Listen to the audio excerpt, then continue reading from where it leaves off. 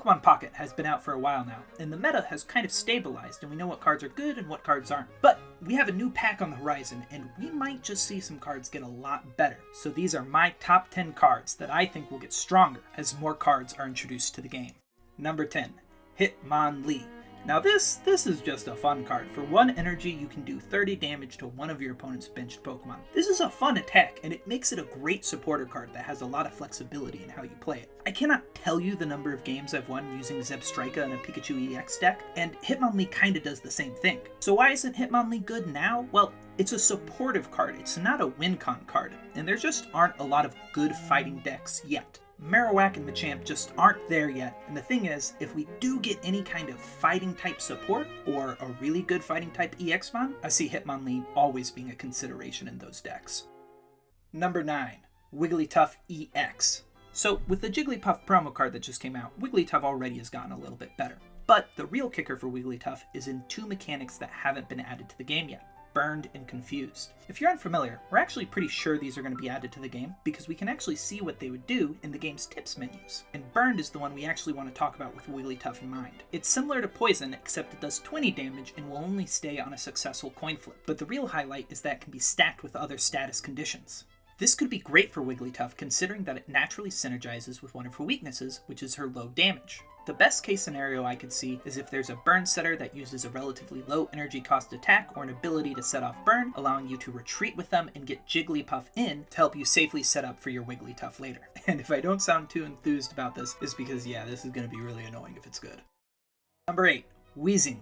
So yeah, Weezing is actually kind of in the same boat as Hitmonlee and Wigglytuff EX. It's a great supporter card, especially with Koga, but it just doesn't have a great Pokemon to support yet. And like Wigglytuff EX, it can stack its poison with burn. So if we get a good burn setter, then hey, Weezing's got a card to support. The main reason this card is higher than the other two is mostly from the fact that it could use either of those, a good Bossmon to support or a good burn setter. Either one, and I think this card gets better.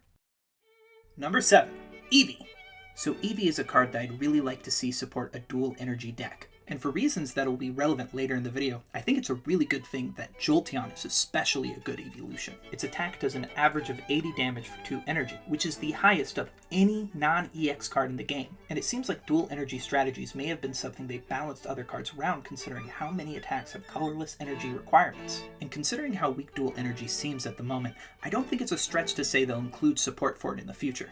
But the main reason Eevee is this high on the list is just because we're like bound to get more evolution cards, right? And the next ones would probably be Umbreon and Espeon, and like Umbreon in this Mewtwo heavy meta, I mean, if we got an Umbreon EX card, that would be kind of sick.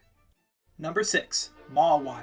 So this is kind of the theme for the cards on the lower side of this list, which is they're just a good supporter card with not a good Bossmon to support. And Mawile fits that description to a T. She's a basic mon, which is great, and she has this attack that will discard a random energy from your opponent's active Pokemon. And that's great, and yes, it's a coin flip, but it's also a low investment coin flip that can seriously interrupt your opponent's game plans. But the real upside for Mawile is just that there aren't many metal cards in the game yet at all. There's only 2 other lines. So I think it's highly likely they'll include more metal cards in the upcoming packs. And hey, if we get Gen 2 cards, we're probably getting Caesar EX, and maybe even Steelix EX with some Jasmine support, and Mawile will just slot into those decks so easily. Number 5, Onix and Brock. So yeah, I'm kind of cheating by doing 2 cards, but it just makes sense to include them both in this part of the list. I've actually already made a video on why these cards are so underwhelming, so I'm not going to get into it here, but the basic gist of it is, getting an energy advantage from a card like Brock is great, but it's not great if the cards you're putting it on aren't very good in the first place. But remember what I said a few minutes ago about that Steelix EX card possibly being added into the game? If that happens, these cards could go up insanely in value. The main reason this is in the middle of the list and not on the bottom or the top is just because it requires us getting one specific card and that one specific card being good. But if it is good, it could be insane, so I feel like it deserves a spot right in the middle. Number 4, Dragonite. Dragonite is in an odd spot right now because it has 2 main problems. There's no support for Dragon-type cards as well as no other Dragon cards, and also it's the only card that requires dual energy to be played. As I said before, I think there's a chance they'll add dual energy support, and so I think that's a good thing for Dragonite, obviously. But just like with metal cards, there just aren't that many Dragon cards yet, so I think it's likely they'll add more. And while that won't directly help Dragonite, I think there's a chance they'll add Dragon-type support cards to help those Dragon cards, meaning those could help Dragonite. Particularly, there are 3 trainer support cards that I think could be added that would be really good. Both Claire and Lance are Dragon-type trainers from Gen 2 that they can introduce support cards that might directly interact with Dragonite themselves. Claire would probably interact with Kingdra, but I mean, come on, Lance has 3 Dragonites. How are they going to not make that card interact with Dragonite? However, the next set we'll be getting is a mini set. I have a feeling in that set they might actually do something with the Gen 1 Elite Four. The Lapras EX they've already released would naturally interact with Lorelei. Not to mention there's already a Machamp EX for Bruno and a Gengar EX for Agatha. And that's why I see there being a chance at a Dragonite EX card that would combo with a Lance support card. I almost put this in the top 3, but there's a reason why it isn't, which is that it requires a lot of these predictions to be right for it to be good, and I still think it'll only be good in the context of this early meta. Whereas I think the big 3 have potential to be cards that will be mainstays beyond the next 2 sets. Before I get to the top 3, I want to shout out a few honorable mentions. And while I'm doing that, if you've enjoyed the video up to this point, I'd really appreciate it if you subscribed, liked, or dropped a comment. This is a small channel, and it would really, really help out.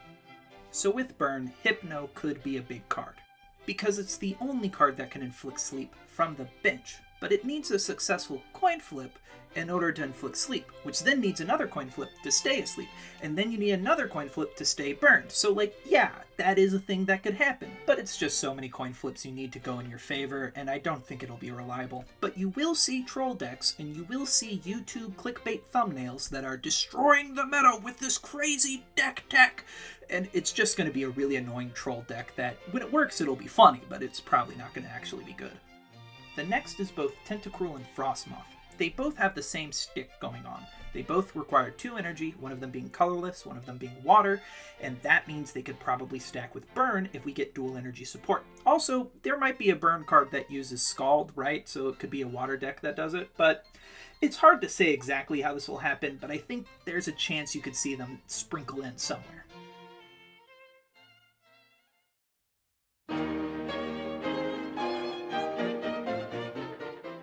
Number 3.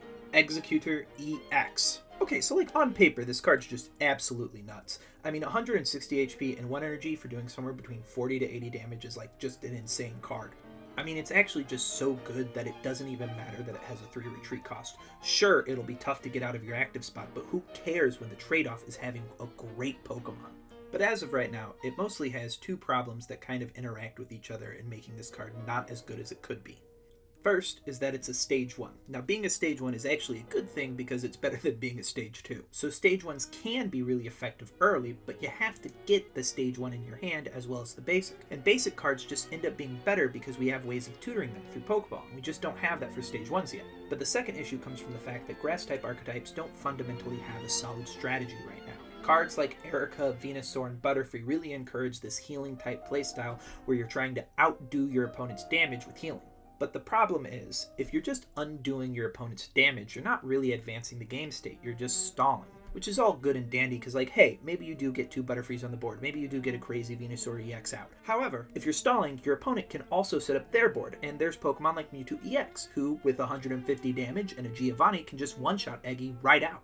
But on the bigger lens for the grass-type archetype, the problem is all of the Stage 2s. All of Exeggutor EX's partners are typically Butterfree, Venusaur, or Victory Bell, which really highlights Exeggutor EX's problem of being a Stage 1, because these cards are really weak until they get to their final evolution. So you're really relying on that Exeggutor EX being able to be out early so that way you can stall and get to those places while still doing damage. But with the inconsistency of being a Stage 1, this isn't a reliable enough strategy to consistently get results. But herein lies the good news for good old Exeggutor EX. Because he's a stage 1, all he needs is a better partner or a better supporter, and instantly this card can actually be insane. It rubs against all of the other stall-like strategies in the grass archetype by being a card that doesn't really need to be set up. As soon as you get it on the board, it's instantly usable, it instantly provides value, while still being able to take advantage of cards like Erica to make it incredibly difficult to take off the board. So what this really means is that Exeggutor EX just needs a better partner. If we can get a good basic EX or a good stage 1 EX that can pair with it, its inconsistency as a stage 1 won't really matter because the other things on the game board can also do things to advance its state, and really synergize with the fact that Exeggutor EX can be a good card early or late because you don't need to set it up. And I can really see this card becoming a mainstay in the many different grass type archetype decks we'll see, because it just needs a good supporter or somebody to support that can take advantage of its absolutely insane stats.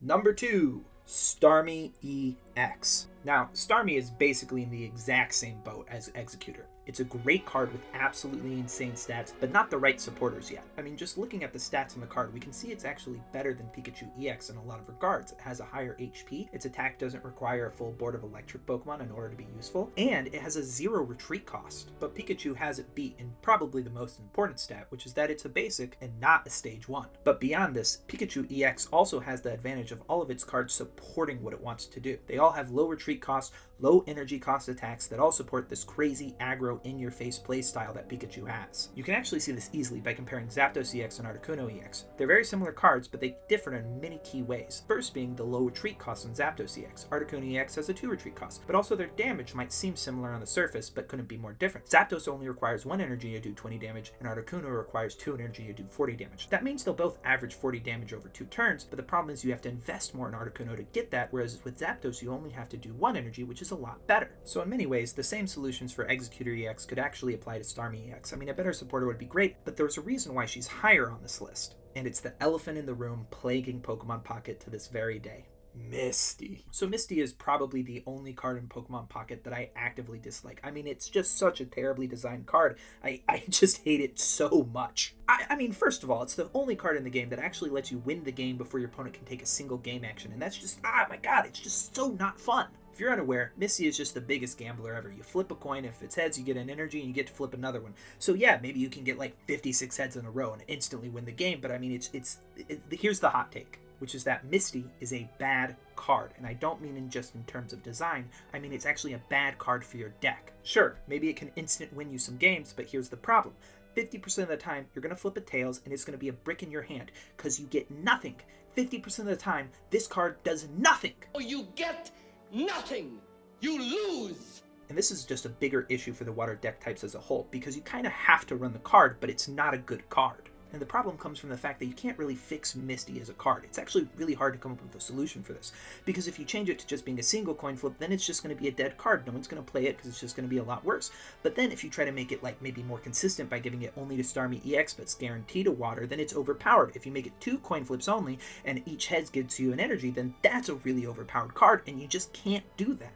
So basically, I don't think there's an easy way to errata fix Misty without just deleting the card from the game, which, hey, I would not be opposed to that. However, I do think there actually is a good solution to fixing the Misty problem, which is to just release a water-type trainer support card that's better than Misty. And that is not hard to do, because if you make anything that's consistent, it's gonna be better than a card that doesn't do something half the time you use it. And I'm no game designer, so I have no idea what it could be, but I'm pretty sure Pocket is aware of how bad this problem is, and that it's just a stinky doo-doo card in their game, and they want to do something to make the game better, so I think it's likely they know that this is a solution they can do, and that there's a good chance a good water-type trainer support card could come out, and that would really benefit Starmie EX, and it's why I think she might end up becoming a monster if we get anything that resembles a good card that can support her. Number 1, Moltres EX. So I actually debated about this card being at the top of the list for a long while, which is mostly that it's just already really, really good. I mean, Charizard and Arcanine are great boss mons, and Moltres synergizes with them perfectly. So in some ways, it doesn't seem like Moltres has the same amount of room to get better compared to the other cards, because she's not really lacking the cards for her game plan to be effective. So it's not like we're looking for a card to be added to the game to synergize with Moltres, because she already has them. But that's kind of where the catch lies. Moltres is just an exceptional card. I mean, for 1 energy, you can do an attack that's basically a better version of Misty. So she's always going to have some room in fire decks that need energy because she can generate it really effectively. She's also a basic, which means she's fast, instantly playable, and also much more reliable to get through the Force Draw basic on turn 1 or through Pokeball. This basically means if we get any good Fire EX Mon, Moltres will slot into that deck so quickly and will probably be very, very good in it. But there are also 2 other factors that I think will make Moltres get a lot better with the future packs. While Pikachu EX was super dominant in the early part of the competitive scene, we've seen it get a little worse over time, but it's still there, Pikachu EX is still a thing. And all the legendary birds kind of struggle with this fact because they're all birds, which means they're weak to electric. Something that's obviously in theming with the Pokemon games, being that flying types are weak to electric. And with the new cards being added in, I have a feeling Pikachu will see less and less play, making these birds much, much more effective. The second thing is the aforementioned burned. I know I've talked about it a lot in this video, but the thing is, we know it's probably being added to the game, which means there's a far more likely chance we'll see stuff with it in the future. And a lot of status effect Pokemon have this kind of problem where they have a trade-off. Because they're doing a status, they do less damage. But because of the status, they still have a high energy cost requirement, making them a little slow and clunky, especially because so many of the statuses are coin flip reliant, meaning you're putting a lot of investment on hoping you'll get a good coin flip. So this is something I really see Moltres EX having the potential to synergize with. Her energy advantage will allow you to get these status dealers online much faster, allowing you to flip coins more often and making it a lot more consistent. And actually there's one other thing, which is we don't have any basic Fire EX mons right now except for Moltres EX. And this could be huge, because we actually saw Arcanine as one of the most underwhelming EXs at the start of the game, but we've seen it become more and more prevalent in the competitive scene because it's so much more reliable than Charizard being a stage 1, and a basic is just so much more consistent than that. So despite the fact that Moltres is already really good, I think there's just too much potential for her to just go off the rails with all the different things that could be added to the game. A good burn setter she can synergize with, or even a legendary EX-mon like Ho-Oh or Entei would just absolutely change this card into an unstoppable monster. So yeah, that's the list. This is the end of the video. Comment below if you think you have a card that you think is going to get a lot better, because I'd be really interested to read all your comments and respond to them below. I love this game, and the more I think about every card, the more I realize how much thought was put into balancing it, except for Misty, but we talked about that. And if you made it to the end of this video, thank you so much for watching. I really, really appreciate it.